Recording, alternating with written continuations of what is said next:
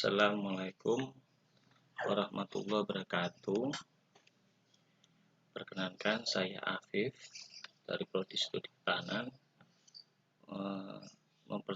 mempresentasikan tugas review jurnal pada mata kuliah Filsafat Ilmu Hukum.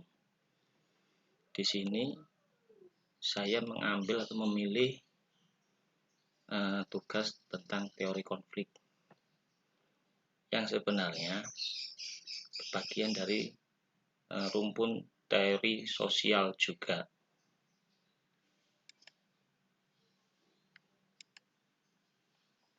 Pertama, dikatakan memang serumpun dengan teori sosial karena teori sosial sendiri merupakan manifestasi dari berbagai macam pendekatan yang bisa dipergunakan untuk membedah varian-varian dan dinamika kajian yang ada pada studi sosiologi. Hal ini pula lah yang menjadi alasan dan perhatian para analisis tentang manifestasi salah satunya konflik dalam dinamika kehidupan masyarakat. Sehingga atau di mana konflik yang muncul di tengah-tengah kehidupan masyarakat sebenarnya merupakan bagian dari pembentukan masyarakat itu sendiri. Karena kita tahu konflik ini tidak bisa dihilangkan. Dan selama hidup kita pasti ada konflik. Di sini kita mempelajari bukan untuk menyelesaikan, tapi bagaimana memetakan dan serta memahami tujuan manifestasi konflik itu sendiri. Salah satunya yakni menurut Wallace dan Wolff bahwa analisis sosial yang ada tidak akan menjauhkan dari komitmen moral yang disepakati oleh publik. Artinya apa yang dilakukan pada peneliti-peneliti ini tetap menjunjung kesepakatan umum bahwa konflik itu bukan semata-mata dipahami sesuatu yang negatif saja, tetapi sesuatu yang membangun, destruktif. Jadi asumsi yang dibangun merupakan eksistensi teori yang dikembangkan, sehingga ditujukan seutuhnya untuk menciptakan perubahan dan pencapaian terhadap realitas yang lebih baik. Artinya selama ini konflik mungkin dipahami sebuah stigma yang linier, hal-hal yang destruktif ya. Jadi di sini para ilmuwan itu melihat secara objektivitas dari secara netral bahwa konflik itu perlu, penting, sama dengan kesepakatan baik yang ada. Jadi dia bisa membentuk suatu bangunan kesepakatan-kesepakatan yang bisa memunculkan perubahan-perubahan sosial. Jadi ini ditekankan keyakinan yang dibangun bersandar pada hakikat. Nah ini, bahwa objektivitas merupakan sebuah posibilitas semata. Jadi kemungkinan yang nyata, kemungkinan yang tunggal. Jadi harus ada sebuah netralitas dalam melihat sebuah fenomena. Karena outcomes itu juga harus dibangun atas dasar dua. Kalau teori di sini adalah bipolaritas, yaitu seperti semacam dua kubu yang memang harus ada untuk mengisi satu sama lain meskipun yang satu merasakan ketidaknyamanan atas dominasi sesuatu yang nyaman ya, atau sesuatu yang diuntungkan atau sesuatu yang nggak punya upaya tapi dia diuntungkan sebuah kondisi, dan memang harus mau nggak mau diterima. Jadi tujuan dari sebuah teori ini salah satunya adalah kemunculan konflik dalam kehidupan sosial bertujuan untuk menciptakan fungsi sosial yang ideal. Jadi selalu berubah karena perubahan itu adalah abadi. Jadi kalau saya gambarkan bahkan ini skema menurut saya. Nah, objektivitas, netralitas. Jadi konflik yang muncul karena setiap hidup atau setiap kehidupan bermasyarakat, apalagi bernegara, itu memiliki muatan konflik yang bisa kecil dan besar. Dan begitu bisa memuat negatif dan positif. Kalau di sini saya menamakan skema blended society. Jadi seperti ini ya, sebuah asap boom itu mengepul. Jadi dia selalu berinteraksi dan selalu simultan berhubungan antara satu komponen negatif dengan komponen yang positif, karena harus ada sebuah keseimbangan nantinya. Akhirnya muncul tatanan perubahan realitas sosial yang menjadi realitas sosial seutuhnya. Jadi perubahan tadi itu adalah abadi dan pasti terjadi perubahan itu. Akhirnya menjadi sebuah tatanan-tatanan yang harus disepakati. Ya, kalau dalam perkembangan teorinya sendiri, secara perkembangan teori sebenarnya kita bagi dua. Yang satu berbasis sosial mikro, yang dua berbasis sosial makro. Sosial mikro ini pendekatannya dimulai dari Karl Marx, yaitu melihat masyarakat dari nilai-nilai internal kehidupan. Jadi masyarakat di sini melihat perjuangannya. Karl Marx melihat pertentangan kelas di dalamnya. Jadi perjuangan-perjuangan yang ada dengan adanya ketimpangan itu seperti apa nanti bangunan terakhirnya. Dan itu akan menunjukkan sebuah perubahan atau sebuah tatanan sosial baru untuk kemudian hari.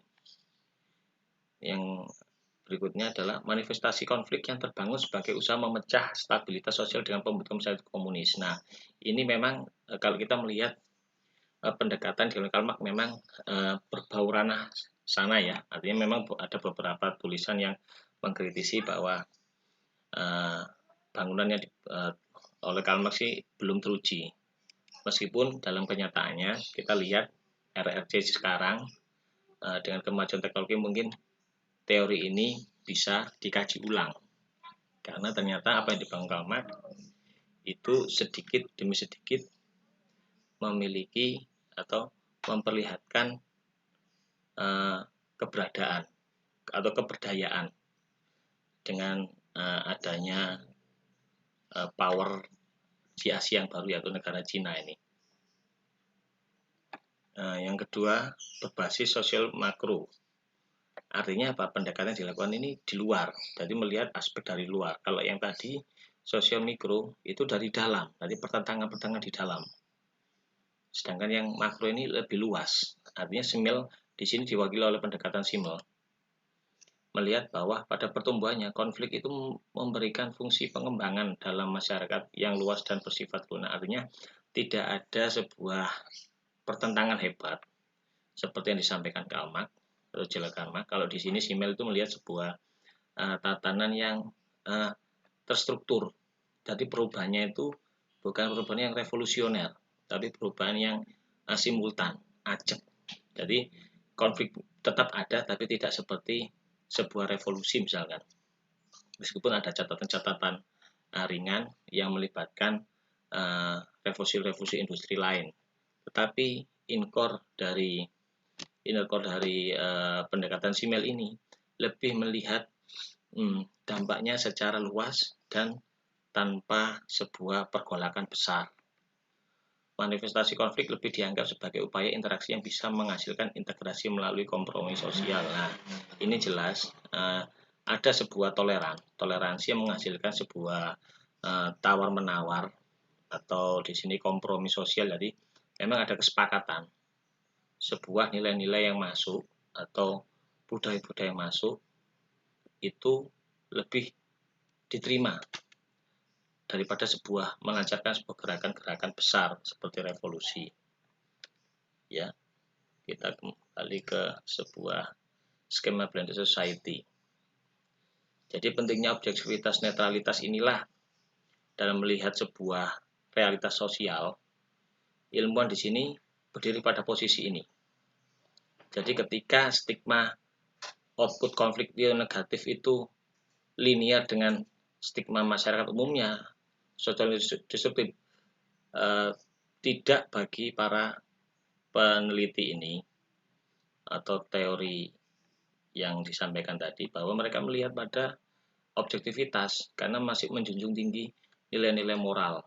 Karena bagaimanapun sebuah bangunan-bangunan destruktif pun akan menjadi, kalau di blended, akan menjadi sesuatu yang seiring dengan waktu, ruang dan waktu itu menjadi sesuatu yang lazim. Seperti contohnya pada bahkan ini. Perjuangan-perjuangan sosial itu seringkali melibatkan atau memunculkan sesuatu ketidaksetaraan, ketidaknyamanan antar satu kubu dengan kubu yang lain. Jadi memang kalau menurut Turner di sini, konflik dengan demikian dirancang untuk menyelesaikan dualisme seperti yang disampaikan tadi. Ini adalah cara untuk mencapai semacam persatuan, meskipun melalui pemusnahan salah satu pihak yang berkonflik. Nah, dari kalimat ini kita bisa paham bahwa konflik itu pasti ada dan memang harus ada yang kalah dan menang istilahnya.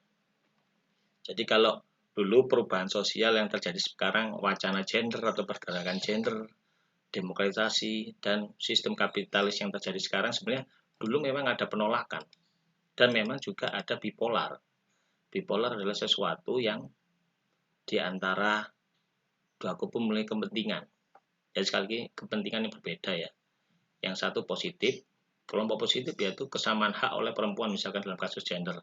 Sedangkan yang dirasa negatif sesuatu yaitu kemungkinan atau probabilitasnya peluang kerja lebih besar yang mengancam eksistensi kaum laki. Nah, bagi kaum-kaum laki ini menjadi sebuah ancaman ada pergerakan gender ini. Begitu pula demokratisasi pada kaum yang diuntungkan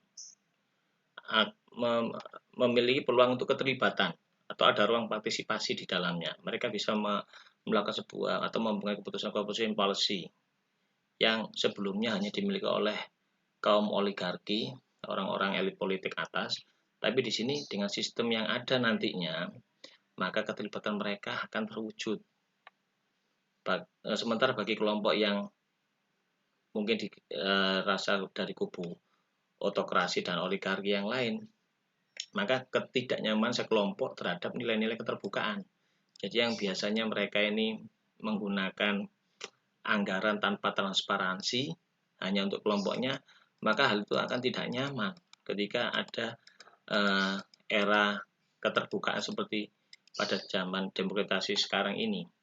Jelas itu tidak nyaman, tapi apa yang terjadi seiring dengan waktu, maka memunculkanlah sebuah bangunan demokratisasi yang memang secara alamiah itu dikendaki. Ada kesepakatan-kesepakatan yang menguatkan pergerakan ini muncul. Jadi memang harus diterima oleh pihak yang dalam hal ini dirasa kurang beruntung untuk mempertahankan pendapatnya. Perubahan sosial yang berikutnya adalah kapitalis ya. Kita tahu sistem kapitalis ini sudah mendunia. Sebelumnya memang tetap ada negara-negara seperti komunis mungkin. Itu mereka merasa penguasaan modal oleh individu sekelompok yang dielek sistem kenegaraan ini akan terancam. Karena resource-resource yang terbatas itu akan dimiliki banyak orang. Nah, ini yang tidak dikehendaki oleh kaum-kaum yang berpikir sistem non-kapitalis. Sedangkan kaum yang positif dalam menerima wacana ini atau pergerakan ini, percepatan akan mendapatkan hasil secara cepat atau pekerjaan instan. Jadi tidak melalui proses lama. Mereka kerja, mereka dapat. Mereka ahli, dan mereka berbuat, berkarya, mereka dapat. Mereka bersepakat, mereka dapat. Jadi lebih pada kompetisi yang dikedepankan dalam sisi kapitalis. Mungkin kalau dalam dunia kolaborasinya bisa dielaborasi untuk sistem kapitalis, cuma tergantung sistem masing-masing apakah mau melibatkan unsur kebersamaan atau persaingan dalam sistem ini. Berikutnya tentang relevansi, kami sengaja mengambil dua pendekatan saja, yaitu Sukanto dan Sulistiawati serta Thomas Hobbes. Menurut Sukanto, dari apa yang dipaparkan tadi, bahwa konflik ini merupakan ada faktor pendorongnya, yaitu di mana Sukanto dan Sulistiawati ini memandang konflik yang terjadi sebagai bagian dari pertentangan masyarakat secara kolektif. Dari masyarakat dipandang sebagai bersama, utuh. Meski pertentangan dengan kepentingan individu masih ada, sekalipun karena tidak jarang pertentangan di dalam memunculkan perubahan yang merupakan bagian dari fungsi sosial. Jadi saya di sini berusaha konsisten dalam kalimat fungsi sosial ya. Artinya perubahan-perubahan yang memiliki outcome pada peran dan fungsinya di masyarakat. Sedangkan Thomas Hobbes harus ada mediator yang kuat dalam memfasilitasi hasil pertentangan yang terjadi antara masyarakat dan negara. Di sini negara memiliki peran besar dalam mewujudkan perubahan-perubahan fungsi sosial dalam skala besar demi kepentingan masyarakat negara, khususnya negara itu sendiri. Jadi dari Thomas Hobbes ini negara mendapat perhatian utama, perhatian besar, karena dengan negara sebuah kelompok wilayah masyarakat itu akan jaya, tidak terasing, lemah, akan berdaya kuat karena negara di atas kepentingan segala-segalanya. Jadi kepentingan masyarakat pun kalau berhasil adalah atas nama negara. Jadi dampaknya lebih skala besar. Kalau tadi dibandingkan dengan pendekatan Sukanto dan Sulistyawati adalah persoalan ranah-ranah individu dan kepentingan kelompok, seperti persaingan tanah antara swasta, perusahaan A dengan salah satu penduduk. Dan ini perusahaan privasi yang tidak melibatkan ranah-ranah negara dalam skala besar. Sedangkan kalau dari Thomas Hobbes ini ada soal yang berhubungan dengan negara. Jadi kepentingannya lebih besar. Kalau kita analikan dalam bahkan dalam pendekatan Sukanto dan Sulistyawati ini, kelompok kepentingan bertentangan dengan kelompok individu, maka tetap akan terjadi perubahan pada fungsi sosial masyarakat. Salah satunya ekonomi, sosial, budaya. Salah satu tadi kalau dicontohkan, misalnya dari kelompok kepentingan tadi yang menang atas penguasaan tanah, maka bisa jadi ekonomi masyarakat situ bisa memiliki keberdayaan untuk bekerja di kelompok pengusaha saat tadi. Ini salah satu contoh budayanya maju karena di perusahaan tadi memiliki CSR untuk akses, perbaikan akses jalan, atau kalau sekarang pemasangan wifi. Jadi bisa jadi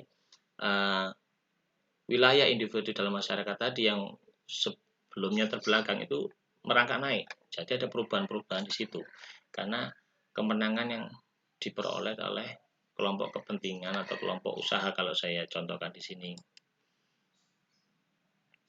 Berikutnya pendekatan Thomas Hobbes.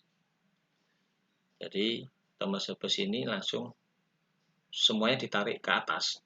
Jadi pertentangan apa yang terjadi negara dan masyarakat itu, kalaupun negara jelas pasti kita tidak usah panjang lebar, pasti untuk negara.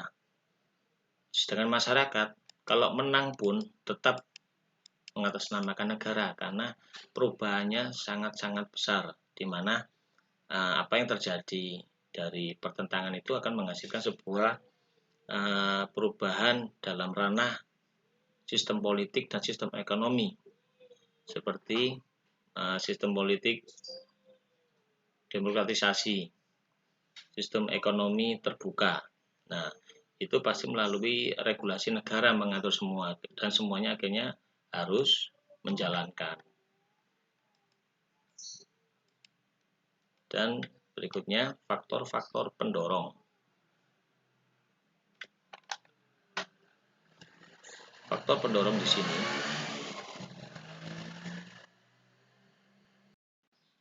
kembali kepada faktor pendorong. Di sini ada dua bagian yang menjadi faktor pendorong konflik, yakni kita dalam bentuk bahkan yaitu yang satu sumber-sumber kepentingan perebutan kekuasaan, dan bagian satunya tentang pola stratifikasi. Jadi sumber-sumber kepentingan perebutan kekuasaan itu antara lain ekonomi, kesukuan, jenis kelamin, usia, bangsa, negara, serta kesehatan. Nah, untuk ekonomi, pola stratifikasi yang ada biasanya itu kelas, kasta, perbudakan, kesejahteraan global. Jadi memang pendekatan konflik pertama karena dimulai dari pencetusnya Karl Marx. Jadi beliau meneliti berawal dari tentang basis ekonomi. Jadi basis ekonomi terbawah itu di sedemikian oleh Karl Marx bahwa banyak pertentangan kelas dalam memperebutkan sumber-sumber terbatas di sana. Yang kedua, berkembang menjadi sebuah sumber kepentingan dan perebutan kekuatan. Salah satunya kesukuan. Jadi kalau di negara-negara rasis seperti Italia itu pernah terjadi dan masuk dalam hal klasifikasi ini. Jadi ada pola stratifikasi yang terbentuk, yakni ras, rasialisme, dan rasis. Jenis kelamin dengan pola stratifikasi patriarki, tingkatan jenis kelamin seksisme. Artinya persoalan gender misalnya itu berasal dari dominan kaum laki. Jadi kalau dulu sebelumnya prestis untuk wilayah kaum laki ini dalam menguasai potensi-potensi pekerjaan. Yang berikutnya usia, diferensi usia dan batasan generasi. Artinya antara generasi satu dengan generasi sebelumnya itu mengalami perbedaan signifikan, baik masalah pemahaman atau pola penyerapan terhadap budaya yang baru masuk misalkan. Itu kalau generasi muda mungkin lebih gampang dibandingkan orang-orang tua. Jadi juga mengalami hambatan. Ini akan muncul konflik di dalamnya. Jadi apa yang disampaikan ini ada muatan-muatan konflik dari sumber-sumber kepentingan yang terbatas tadi. Yang berikutnya adalah bangsa dan negara, yaitu dengan status sebagai bangsa terjajah, pemusnahan terhadap suatu bangsa, dan peperangan.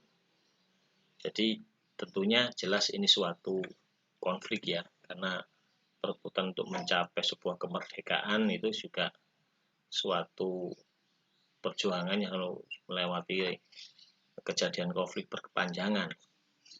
Yang terakhir kesehatan. Nah ini dengan pola stratifikasi penyakit kecacatan. Ini sebenarnya kalau sekarang persoalan kesehatan ini sangat real time dan sangat reasonable. Artinya faktor kesehatan ini bisa menjadi sebuah alasan besar ketika semua tatanan sosial bisa berubah seperti pandemi virus sekarang. Tatanan yang dulu adalah hal yang tidak mungkin bisa dirubah, padahal seperti bersalaman, kalau dalam hal ritual, sholat berjamaah di masjid dengan aturan soft yang rapat. Dengan adanya virus yang sekarang COVID-19, hampir tatanan ritual dan sosial ini berbalik 180 derajat. Bahkan ada kesepakatan membuat aturan yang itu harus disepakati sebagai warga negara. Meskipun itu sebelumnya sesuatu yang nggak mungkin, baik dalam tatanan praktek ritual maupun sosial sendiri. Ini pada kesimpulan bahwa dalam kehidupan masyarakat, konflik akan muncul karena hakikat dasar dari penciptaan manusia itu sendiri adalah perbedaan.